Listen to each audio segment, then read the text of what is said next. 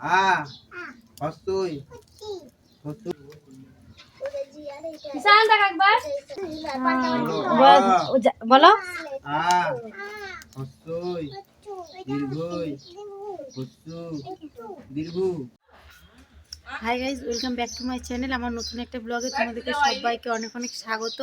তো আজকে সরস্বতী পুজো, তোমাদেরকে সরস্বতী পুজোর অনেক শুভেচ্ছা ও ভালোবাসা। আর আজকে আমাদের বাড়িতে ঠাকুর হয়েছে, প্লাস আমার ছেলের আজকে হাতে খড়ি দিব। তো চলো কী করি না করি সবটাই শেয়ার করব। তো স্নান করে পুজোর জোগাড় করে নিয়েছি সব কিছুই।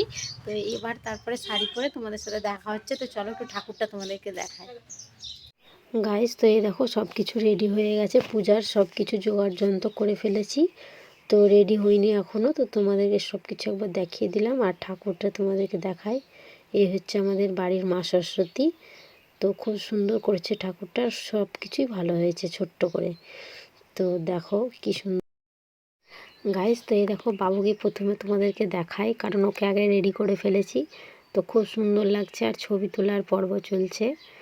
আর বাড়ি ঢুকতেই রান্না স্টার্ট হয়ে গেছে। এখানে পাঁচ তরকারি, খিচুড়ি, অনেক কিছুই হবে, ওই জন্য চাল সব কিছু রেডি করা আছে।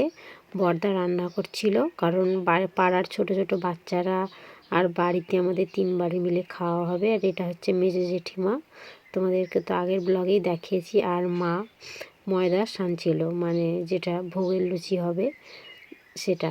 ভোগেরটা আমি করেছিলাম, আর এটা হচ্ছে তারপরে যে লুচিগুলো লাগবে সেটা। আর এটা হচ্ছে আমাদের ফেসবুক।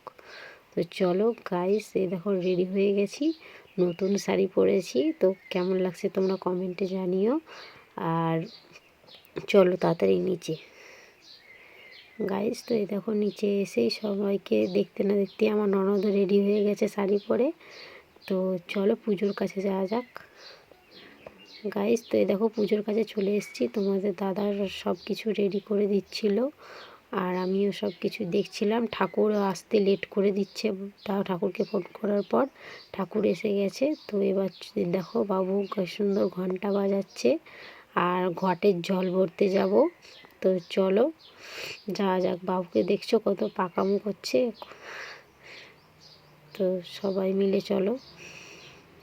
তো এই দেখো গাইজ, দেখতে পাচ্ছ তোমরা ঠাকুরমশাই আর ভাই জল ভরছে, আর আমরা সবাই এসছি, পাহাড়ে দাঁড়িয়ে আছি। আর বাবু তো মানে কাঁসর ঘন্টা বাজাচ্ছে, খুব আনন্দ ওর, মানে আগে তো দেখেনি ওই জন্য। তো চলো এই দেখো কেমন দৌড়ছে পাঞ্জাবি পরে, আর বাড়ি ঢুকছে এবার।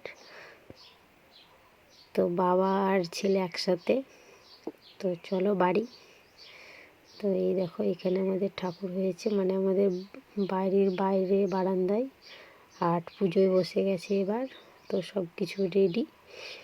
তো চলো পুজো শোনা যাক একটু, তারপর তোমাদের সাথে আবার দেখা হবে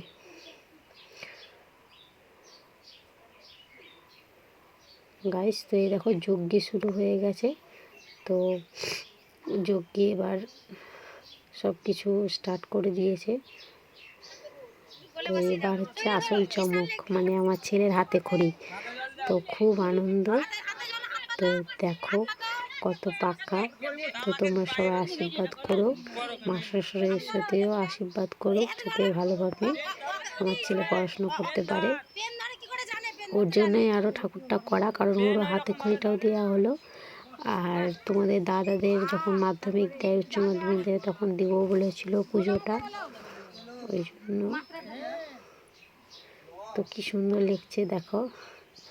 তারপরে কি তারপরে কি